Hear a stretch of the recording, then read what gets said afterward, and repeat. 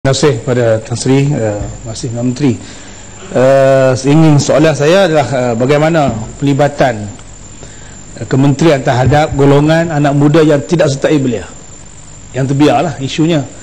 Bagaimana kementerian ambil alih golongan ini dan berapakah langkah-langkah telah dibuat setelah mana gabungan 12 kementerian yang disebut 2 tahun lalu, tahap pencapaiannya? Allahuakbar. Terima kasih Yang Berhormat. Pertama, saya suka menyatakan bahawa belia ini ramai. Sebab itu saya nyatakan tadi hanya 20.8% sahaja yang berada di bawah pengendalian terus Kementerian Belia dan Sukan. Maksudnya ada ramai lagi belia di luar sana yang tidak berpersatuan betul. Ambil contoh, ada belia di bawah Kementerian Pertanian, di bawah Dana Belia Tani. Ada belia yang datang daripada UNIZA yang masih lagi di bawah pengendalian Kementerian Pengajian Tinggi. Sebab itu kita ada satu jawatan kuasa dahulunya untuk membuat satu koordinasi. Namun begitu, bagi mendekati kumpulan yang tidak berpersatuan ini, saya boleh ambil contoh patah masalah pun UMNO juga.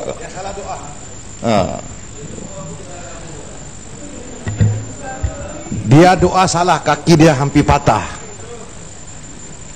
Telah pun diumumkan beberapa inisiatif yang tidak diletakkan dananya terus kepada Kementerian Belia. Sebagai contoh, Dana Belia Satu Malaysia diletakkan di bawah satu agensi di mana boleh mendekati mana-mana belia tidak semestinya yang berpersatuan, ataupun yang terbaru yang diumumkan oleh Yang Amat Berhormat Perdana Menteri, dana sejumlah 100 juta ringgit di bawah I'm For You, yang boleh dimohon oleh mana-mana belia atas apa juga program yang hendak mereka laksanakan, termasuk juga walaupun mereka tidak berpersatuan, termasuk juga dana yang disediakan untuk kesukarelaan.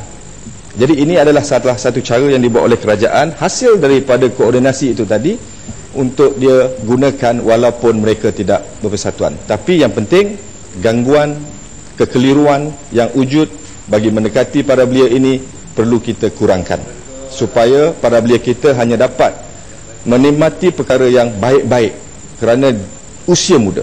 Kita Yang Berhormat semua pernah muda dan darah bergelora. Apabila menerima maklumat, kita kadang-kadang tertarik sama ada baik atau tidak, sebenarnya lebih kepada teladan yang diberi oleh kepimpinan ibu bapa dan kita yang lebih dewasa. Terima kasih. Yang Berhormat Tuan Haji Abdul Aziz bin Abdul Kadir Keteri.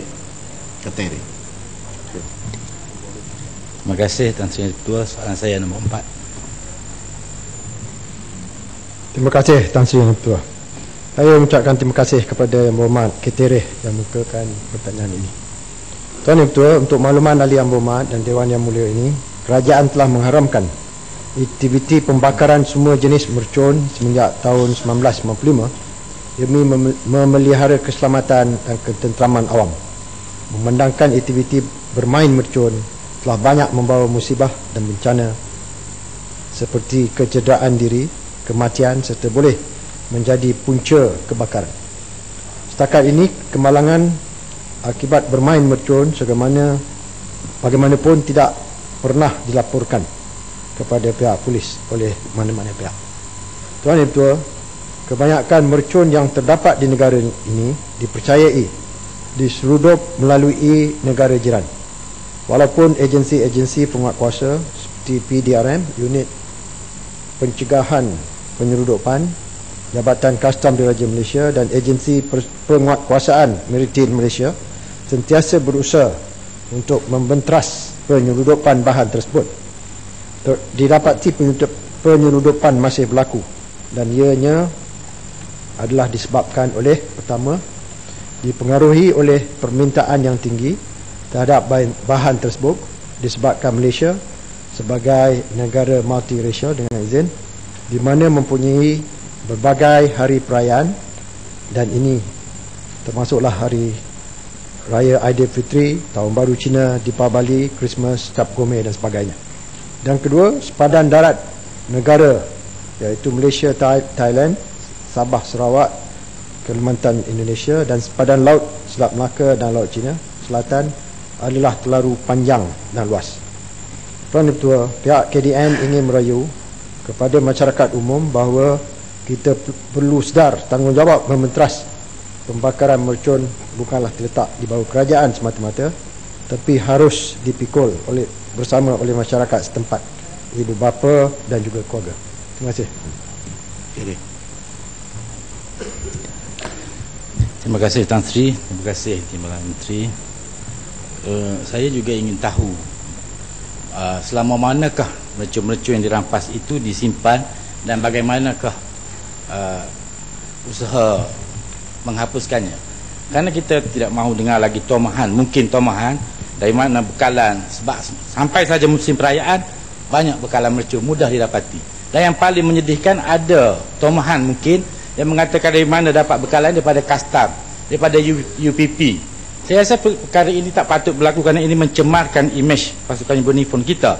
Jadi saya nak minta Menteri menjelaskan bagaimana proses apabila dirampas itu dihapuskan benda itu, supaya tidak timbul lagi soal-soal bekalan mercun yang banyak dalam pasaran kita. Terima kasih Tan Sri Yang Mulia dan terima kasih Ketua.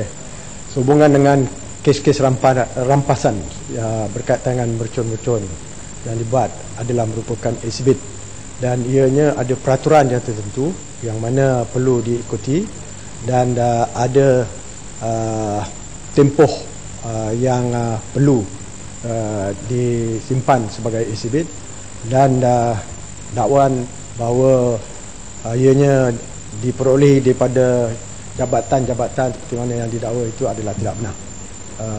Tuan dan Ketua. Terima tangan. Terima kasih.